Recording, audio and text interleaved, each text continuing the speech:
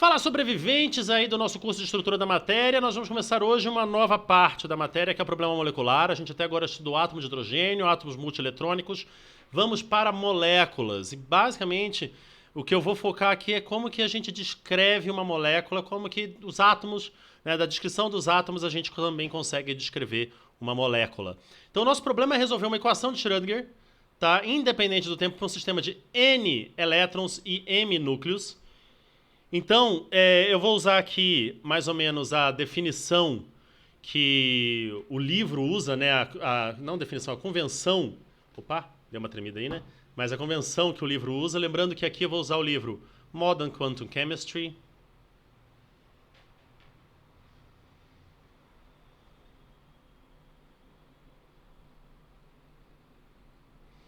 Né, do Attila Szabo.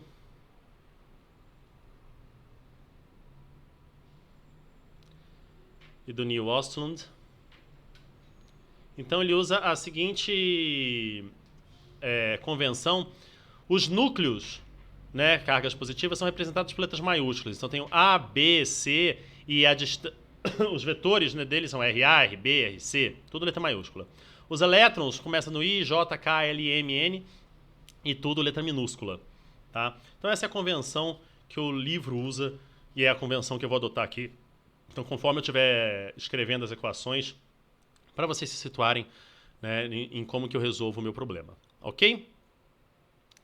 Bom, antes da gente atacar esse problema, eu vou simplificar ele usando unidades atômicas. Eu fiz isso lá no caso do hélio, apesar de eu ter me confundido inteiro nas unidades, né? Então, basicamente, eu vou falar como que a gente chega nessas unidades atômicas, que é a partir da equação de Schrödinger para o átomo de hidrogênio. Então, essa equação de Schrödinger que a gente conhece para o átomo de hidrogênio, né? E eu vou escrever essa equação de forma adimensional, ou seja, vou pegar o meu vetor R e colocar como sendo um lambda R', né? Ou seja, o x do yz vai ser um lambda x', lambda y', lambda z'. E se você pegar a derivada del xi, né, que você tem no nabla, ela vai ser del xi', del xi, del x', ou seja, né, quando você vai pegar a segunda derivada, você vai ter que o nabla 2, você vai passar para 1 sobre lambda 2, nabla 2'. E o R você vai passar para lambda R'. Tá? Então você vai ficar com essa nova equação de Schrödinger, tá? Onde você tem aí também que o seu φ, que dependia de R, agora vai depender de R', então eu vou colocar um φ' aí. E eu vou escolher lambda de tal forma que esse cara daqui seja igual a esta constante daqui, seja igual a essa constante, na verdade não a essa, né, mas a constante εa. Tá? E aí eu resolvo, εa é uma unidade atômica de energia que eu vou chamar de Hartree. Tá? E eu resolvo para lambda, eu tenho que lambda é exatamente o raio de Bohr. E εa vale 27,12 elétron-volts. Tá? Então, simplificando a minha equação e definindo aí o meu ε'A como sendo o epsilon sobre εa, tá? Eu chego na minha nova equação, agora definindo o epsilon como epsilon por εa, então isso daqui vai ficar sem esse cara, né, aqui na verdade. Tá? Eu tenho a minha nova equação de Schrödinger que não carrega todas aquelas constantes lá que eu não estou interessado. Tá? A solução dessa equação para o estado fundamental do átomo de hidrogênio é menos meio Hartree, então ε'A vai dar menos meio Hartree, que vai dar o nosso menos 13,6 elétron-volts. Tá? O A0, aqui está as coisas, né? O A0 é 0,52018 angstroms, 1 Hartree 27,212 elétron-volts, e 1 E0, que é a unidade de momento de polo, né? Em unidades atômicas,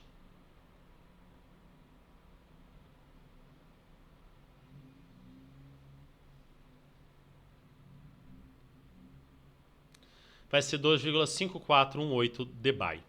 Tá? Ah, professor, por que você está fazendo isso? Porque agora a gente não está mais com um átomo de hidrogênio, mas a gente está com um problema que tem uma cacetada de núcleos e uma cacetada de elétrons, então eu não quero carregar todo mundo o tempo inteiro. Todas aquelas constantes. Então olha como é que o newtoniano fica mais fácil. Né? Eu tenho aqui, ó, esse termo que é a energia cinética dos núcleos. Eu tenho esse termo que é a energia cinética dos elétrons. Eu tenho esse termo que é a atração elétron-núcleo.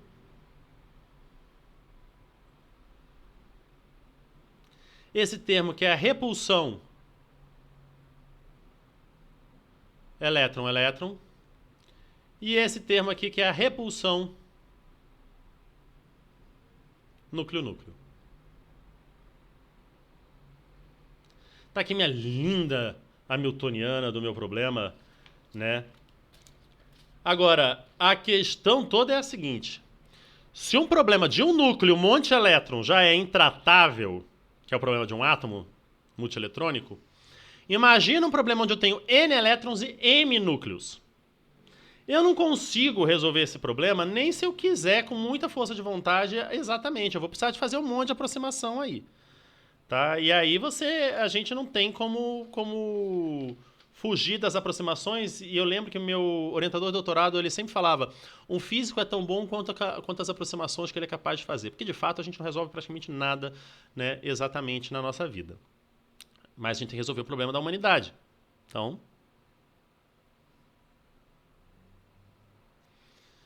Então, a gente vai começar pela aproximação de Born-Oppenheimer, que eu vou fazer uma aproximação aqui, uma discussão mais qualitativa, tá? Sem entrar muito em detalhes da aproximação diabática, como é que fica, a parte de níveis, etc. E tal. Vou fazer uma coisa qualitativa. E vou usar apenas o argumento que a massa do núcleo é muito maior do que a massa de um elétron. Como a massa do núcleo é muito maior que a massa do elétron, a gente vai assumir, que é uma verdade, né, que os elétrons se movem muito mais rápido que os núcleos. Se os elétrons se movem muito mais rápido que os núcleos, é como se os elétrons estivessem vendo o núcleo de certa forma fixo durante um determinado instante de tempo relativamente grande para eles. Tá? E os núcleos que estão se movimentando ali lentamente, porque eles são pesadões, eles vão ver apenas uma média do movimento dos elétrons, porque eles não vão conseguir detectar, né, exatamente esse movimento frenético dos elétrons ao redor deles. Tá? Então, a aproximação de Born-Oppenheimer, ela despreza inicialmente a energia cinética dos núcleos. Então, eu jogo fora aquele termo K, que é um somatório em A, de nabla A2 sobre 2MA. Então, vou considerar isso aqui igual a zero. Eu tenho desprezo por esse termo. E aí eu defino o hamiltoniano eletrônico, que leva em consideração apenas a energia cinética dos elétrons, a atração elétron-núcleo e a repulsão elétron-elétron. Tá, aqui faltou um sinalzinho de mais. Será que faltou ali em cima também? Faltou aqui o sinalzinho de mais. Pardon. Tá? E aqui eu tenho o termo de repulsão nuclear. Porque se meus elétrons estão vendo esse cara parado, os núcleos fixos, esse cara nada mais é do que uma constante.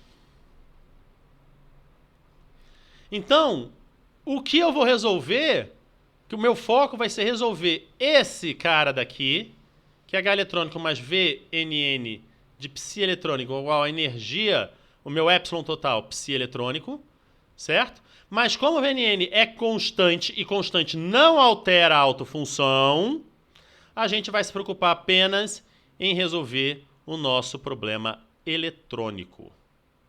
Tá? Lembrando, né, gente? H psi igual a E psi, certo? Se eu tenho H mais C, onde C é uma constante, psi, eu vou ter H psi mais C psi, isso aqui é E mais C vezes psi. Então, psi continua sendo a autofunção de H mais C, porque C é uma constante, com alto valor E mais C. Certo? Então, uma constante não altera a autofunção, a energia vai ser, a energia total é a energia eletrônica mais essa constante, que é o V de NN. Tá?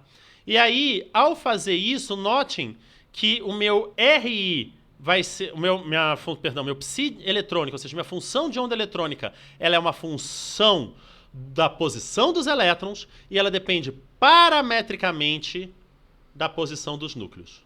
E, portanto, a energia total do meu sistema vai depender parametricamente da minha posição dos núcleos. Tá bom? E aí, quando a gente analisa o núcleo, a gente pode pensar assim, olha, como os elétrons se movem mais rápido, bem mais rápido, a gente pode pensar que os núcleos sentem uma média ali da distribuição eletrônica. Então, se eu fosse analisar depois o movimento nuclear, eu posso pensar no movimento nuclear, né, na newtoniana nuclear, aí eu tenho a energia cinética dos núcleos, eu tenho uma média do que os elétrons estão fazendo ali, blá, blá, blá, blá, blá, mais a repulsão nuclear, que é mais ou menos uma constante, que é basicamente, então, fazendo aqui a energia cinética, o E eletrônico mais o V de NN, que é o E total. Ah, professor, mas aí nós temos um problema, né? Porque aí os núcleos estão se movimentando, pô. E aí você está considerando você considerou o VNN constante aqui. Mas ele não vai ser constante aqui, porque os núcleos estão se movimentando, você está dando uma energia cinética. Sim, aí que entra o que a gente chama de aproximação adiabática, onde eu posso pegar esse E total aqui como fazendo o papel de energia potencial para os núcleos. Então, o que eu faço, na verdade? Eu vou resolver o problema eletrônico. Vou resolver o problema eletrônico ponto a ponto. Aí eu resolvo o problema eletrônico, somo com VNN naquela distância internuclear, pronto, tenho a minha energia potencial, que é o meu epsilon total aqui. Certo? Então eu consigo descrever... Isso aqui nada mais é do que meu epsilon total, onde eu resolvi a parte eletrônica para cada Rzinho diferente. Aí eu fiz no que a gente chama de aproximação adiabática. Então, na aproximação adiabática, essa curva é obtida resolvendo o problema em cada ponto da curva. Tá? E aí eu pego uma molécula diatômica, fica fácil, tem apenas uma coordenada, que é a coordenada R. E aí eu tenho aqui, ó, ponto de menor energia, certo? É onde eu tenho aqui a minha posição de equilíbrio.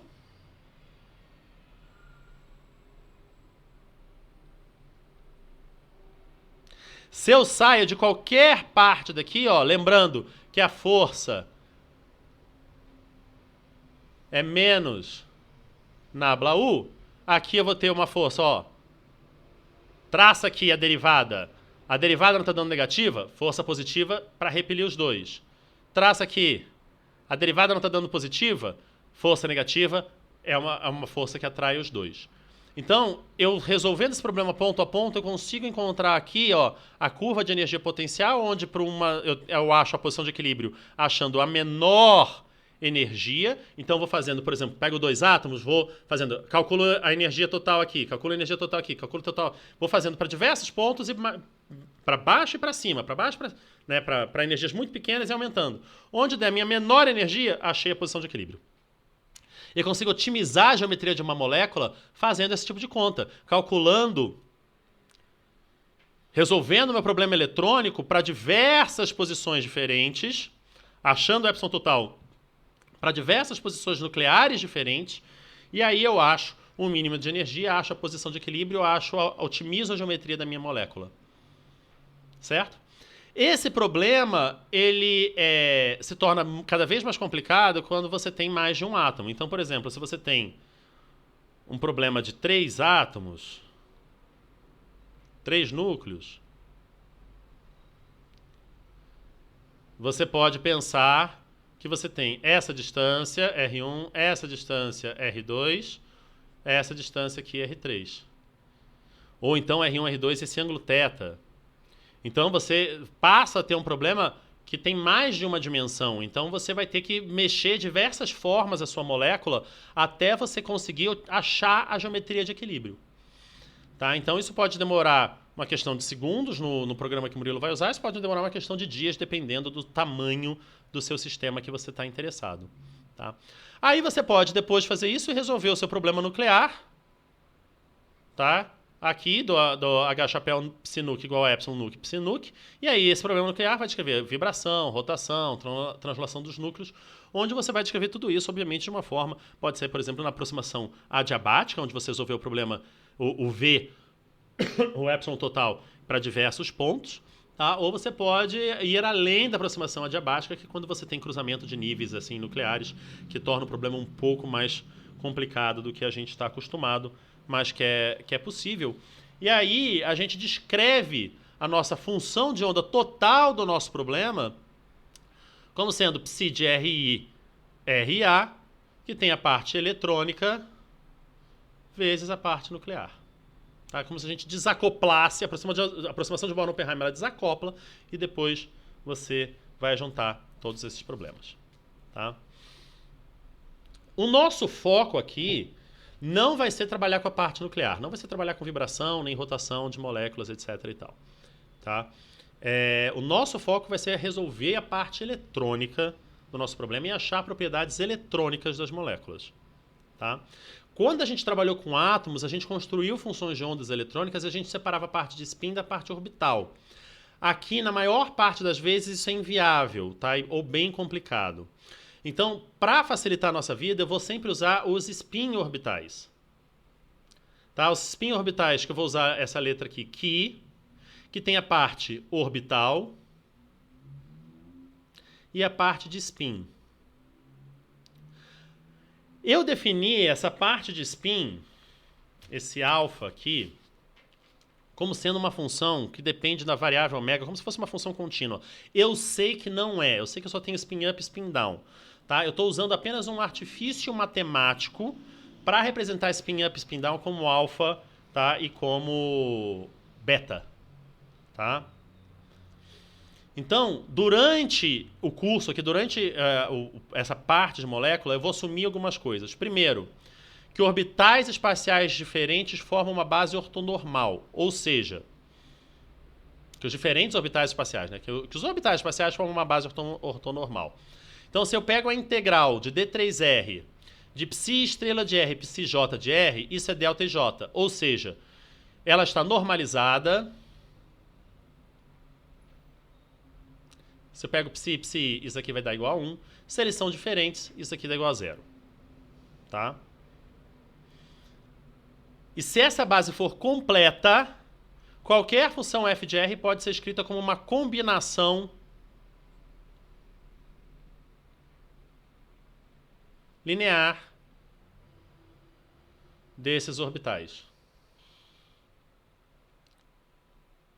Tá? Na prática, a gente não tem como fazer isso como um conjunto infinito. Né? A gente vai ter que usar um conjunto finito, então a gente vai ter que esses orbitais espaciais vão ter um determinado número k de orbitais espaciais, tá? Gerando 2k spin orbitais, um com spin up e outro com spin down. Tá? Para ajudar na forma matemática também, eu vou falar que, olha, se psi de r forma uma base ortonormal, tá? O que também forma uma base ortonormal, isso aqui na verdade devia estar em verde, porque isso é um exercício.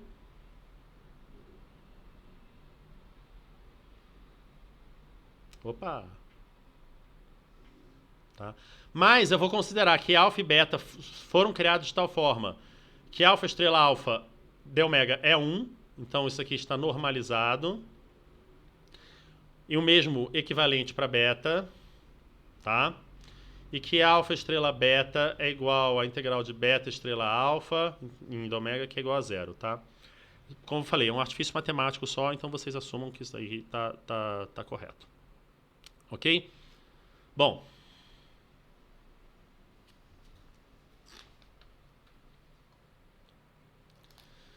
Para a molécula, obviamente que eu vou ter que usar, como eu estou falando de férmions, eu quero resolver o problema eletrônico, eu vou usar os determinantes de Slater, que a gente viu já, mas os determinantes de Slater em moléculas, eles são escritos em função dos spin orbitais. Tá? Então, quando eu falo, por exemplo, no caso de 2 elétrons, eu tenho psi de x1, x2, Tá? Então, isso aqui eu esqueci de mencionar, mas é importante, olha só. Os meus spins orbitais keys, eles são funções de x. X, eu falo que envolve a variável orbital espacial e a variável de spin. Tá? Então, ele envolve a parte espacial e a parte de spin. Então, o meu psi, aqui meu determinante de Slater, ele é em função da variável orbital e da variável de spin. Então, ele vai ser, nesse caso aqui, eu tenho 2 spin orbitais i e j. Então, tem que Xi de x1, que Xj de x2, menos que Xj de x1, que Xi de x2, que você escreve na forma, obviamente, de um determinante. Tá? E aí, aqui, você vai escrever sempre para n. Aqui o tio errou. Isso aqui é n fatorial. Tá? Perdão, isso é n fatorial. Você sempre vai escrever os elétrons de cima para baixo e os spins orbitais mudando da esquerda para a direita. Então, aqui 1, aqui 2, aqui 3, até aqui n, ou até aqui k, que e aí x1, x2, xn até o x1, x2, x3 até xn. Tá? Então, vou sair da tela. Note que eu coloquei aqui, ó, vale lembrar que os determinantes de Slater incluem os efeitos de troca. O movimento de 2 elétrons com spin paralelos é correlacionado, pois não podem orbitar o mesmo orbital espacial. Então, se eu tiver aqui, voltando, se eu tiver QI igual a QJ, a gente já sabe que esse cara dá zero. Tá? Então, note que o fato de QI e QJ serem iguais significa que eu tenho a parte espacial igual e que eu tenho a parte de spin igual. Tá? Então, para ficar claro, que I e que J igual significa que eu tenho a mesma parte espacial e a mesma parte de spin. O meu Ki, lembra que eu falei, né? Um orbital espacial, psi, ele dá origem a 2 spins orbitais, o psi alfa e o psi beta. Tá? Então, isso daqui é, por exemplo, Ki e isso aqui é Ki J. Tá? Toma cuidado para não confundir isso, pelo amor de Deus. Bom, com exceção do H2+, né, e sistemas equivalentes, né, todas as moléculas possuem mais de um elétron. Então, como é que a gente vai resolver esse problema? Porque aí a gente tem um sistema de mais de 2 corpos, a gente não vai conseguir resolver, a gente, né, mesmo que a gente aproxime, mesmo que a gente deixe os núcleos fixos, se a gente tem mais de um elétron, já ferrou o nosso problema. Tá?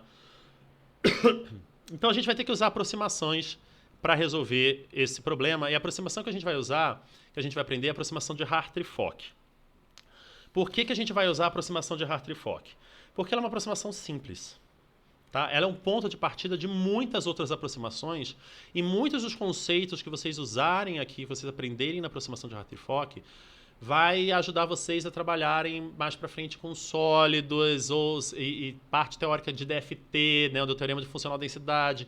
Então, por isso que eu optei por ensinar uma aproximação, que é a aproximação de Hartree-Fock, que é uma aproximação simples, prática, que vocês vão conseguir usar, né, de forma rápida com a aula do Murilo, e vocês vão aprender a fazer exercícios, trabalhar e tirar alguns dados assim mais interessantes. Tá bom? Gente, a partir de agora eu não vou ficar escrevendo sempre, tá? Mas eu vou assumir que sempre que eu ponho uma função de onda eletrônica, eu estou fazendo que ela é um determinante de Slater. Tá? Sempre vai ser um determinante de Slater. Ok? Bom, o que a aproximação de Hartree-Fock faz? Ela pega um determinante de Slater e aplica um princípio variacional de forma que minimiza a energia. Tá? Então, lembra o método variacional? O método variacional que vocês viram lá atrás por causa do hélio? Eu vou fazer isso. Tá? Eu não sei exatamente qual é a cara da minha função de onda eletrônica. Então, eu vou chutar uma função de onda eletrônica e vou arrumar ela de tal jeito que me dê, através de diversos parâmetros variacionais, me dê a melhor função de onda eletrônica possível. Ou seja, aquela que me dê o menor valor de E0. Ou a melhor escolha de psi0 é aquela que dá a menor energia, ou seja, na melhor escolha dos spins orbitais. Ok?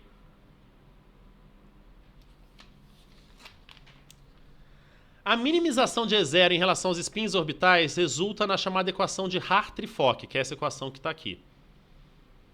Tá? Essa é a equação de Hartree-Fock. Onde esse cara daqui, opa, faltou o chapeuzinho, é um operador de Fock, que é o operador efetivo de uma partícula.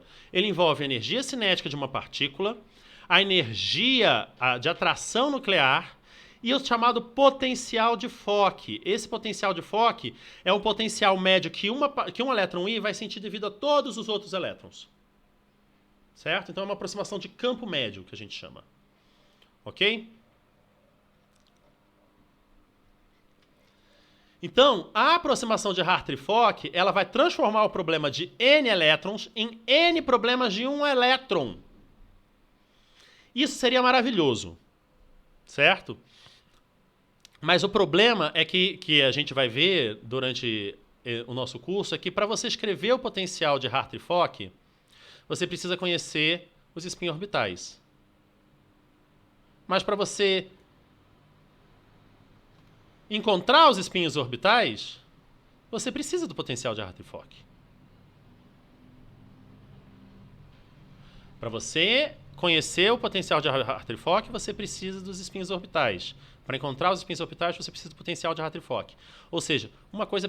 A solução... O problema é que o operador de Fock, que você quer encontrar os autovalores e autovetores, dependem dos próprios autovetores que você quer encontrar. Então, o método que a gente usa para resolver isso se chama método de campo autoconsistente. Tá? Eu estou dando só uma pincelada aqui na aproximação de Hartree-Fock, a gente vai deduzir tudo isso, tem integral pra cacete pra gente brincar. Então, olha só, a gente vai chutar um conjunto de spin orbitais. Literalmente, a gente chuta o conjunto de spin orbitais. Aí a gente constrói o potencial de Hartree-Fock. Se a gente constrói o potencial de Hartree-Fock, a gente constrói o operador de Fock. Quando a gente constrói o operador de Fock, a gente resolve as equações de Hartree-Fock. Quando a gente resolve as equações de Hartree-Fock, a gente vai encontrar um novo conjunto de spin orbitais e de energias. O que a gente vai fazer? A gente vai pegar esse conjunto de spin orbitais, voltar aqui, construir o potencial de Hartree-Fock, obter um novo V, resolver e encontrar um novo conjunto. E a gente vai fazer isso até não ter mais diferença aqui. Até a energia convergir para um valor.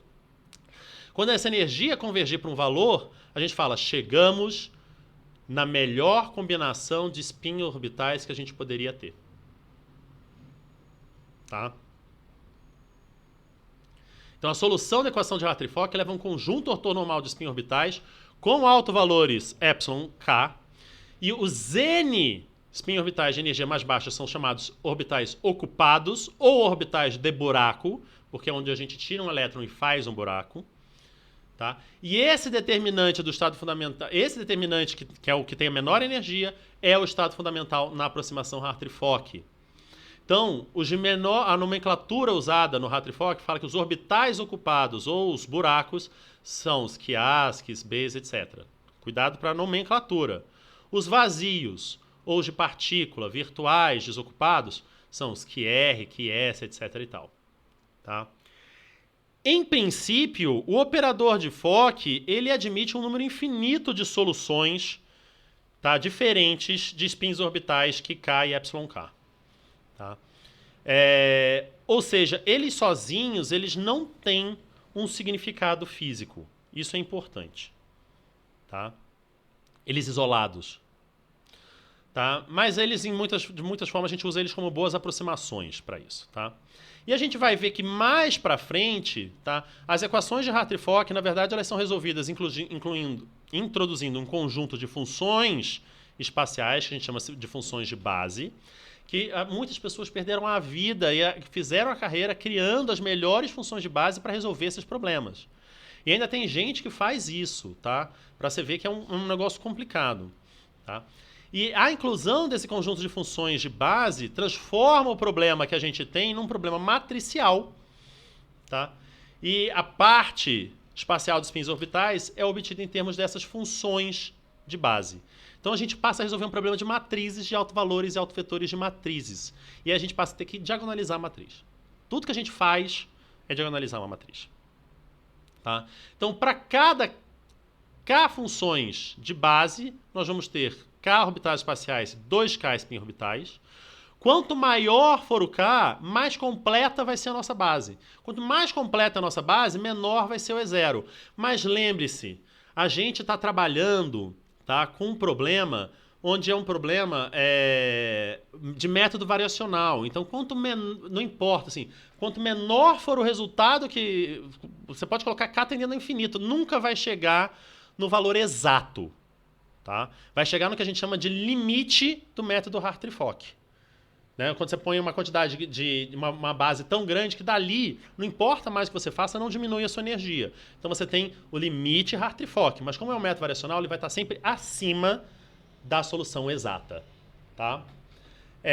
Sem entrar em detalhes de conta nem nada, a gente vai usar a simetria do problema mais simples que tem, que é a molécula de H2, tá? Na chamada base mínima para resolver, tá, o problema, a molécula de H2. Resolver. Ok? Então, como é que é isso? O que a gente vai fazer?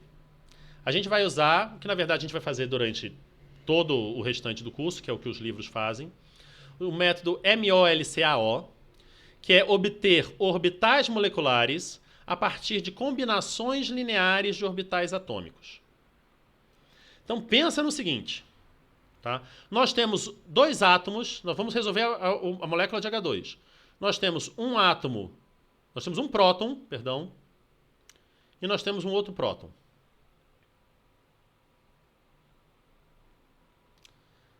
Nós temos aqui o átomo de hidrogênio, a nossa nuvem eletrônica, que a gente resolveu.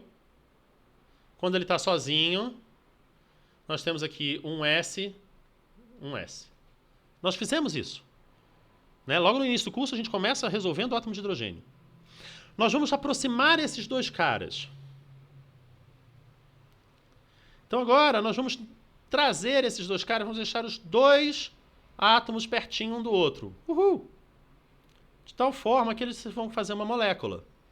E aqui você vai ter um orbital molecular. Também do tipo 1s. Ocupado por 2 elétrons. O que eu vou fazer?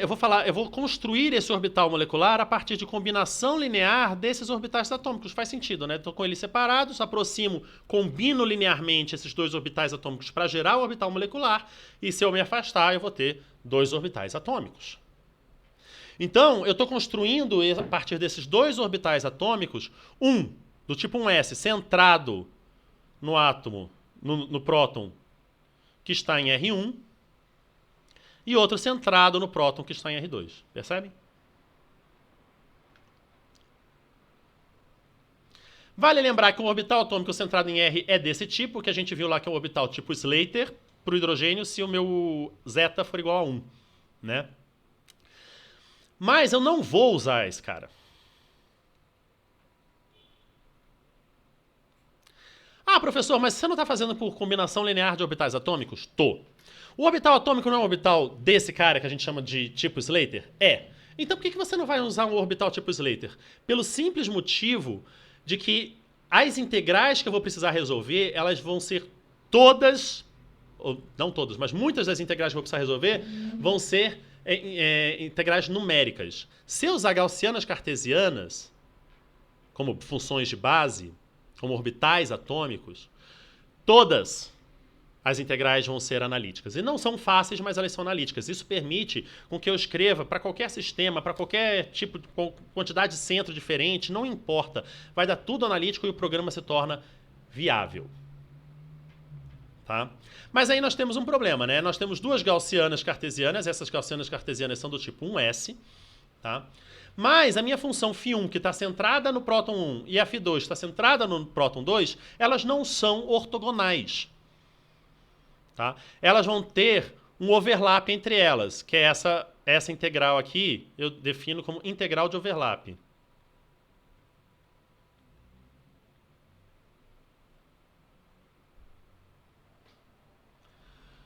Notem o seguinte, a integral de overlap, ela nada mais é do que o produto escalar entre essas duas funções. Nada mais é do que o produto escalar entre essas duas funções. Tá? Ou seja, ela me diz quanto de uma função eu tenho na outra. Se elas estiverem muito afastados, eu não vou ter overlap nenhum entre eles. Se eles estiverem muito próximos, eu vou ter overlap entre eles, entre as funções de onda 1 e 2. Tá? Vai ser diferente de zero a minha integral de overlap. E aí eu sei quanto de uma função eu tenho na outra. Tá? Porque a ideia do overlap, isso aqui nada mais é do que um produto escalar mesmo, como se você tivesse dois vetores. Né? Como se você pensasse assim, eu tenho um vetor A e eu tenho um vetor B. Se eu faço o produto escalar entre eles, ângulo é 90 graus, vai dar zero. Quanto do vetor A eu tenho no vetor B? Nada. Projeta aqui. Agora, se eu faço isso, vetor A e o vetor B, eu tenho esse A, que eu vou chamar de AB, que é uma projeção de A em B, diferente de zero. Então aqui é quanto de uma função eu tenho na outra. A ideia da integral de overlap é quanto de uma função eu tenho na outra. Tá?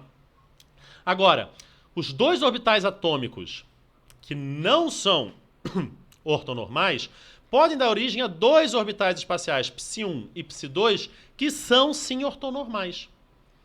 Tá? Então vou usar o argumento de simetria, que é porque a molécula de H2 tem um centro de inversão, e vou escrever o meu Psi1 como sendo N1, Φ1. Opa, isso aqui não tem estrela não, né? O tio aqui deu um Ctrl+C, Ctrl+V e pegou o estrela, né? Φ1 de R mais Φ2 de R, né? E Φ1 de R menos Φ2 de R. Então eu tenho aqui um orbital par, porque se eu troco 1 pelo 2 não muda o sinal. Eu tenho um orbital ímpar, que se eu troco 1 pelo 2, troca o sinal. Tá? E aí eu tenho, que nesse caso aqui, né, o módulo ao quadrado vai me dar um fator de normalização 1 sobre raiz de 2, 1 mais S12. E aqui o fator de normalização me dá 1 sobre raiz de 2, 1 menos S12. Tá? Eu quero, inclusive, que vocês mostrem, por exemplo, que esses caras são ortogonais. Tá?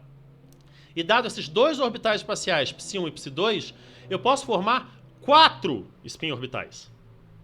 Então tenho o Psi1 de R alfa de ômega, o Psi1 de R beta de ômega, que são os que têm menor energia. Por que esses são os que têm menor energia? O Q3 é o Psi2 de R alfa de ômega, Q4 é o Psi2 de R beta de ômega, de tal forma que meu Psi0 fica sendo esse determinante de Slater assim.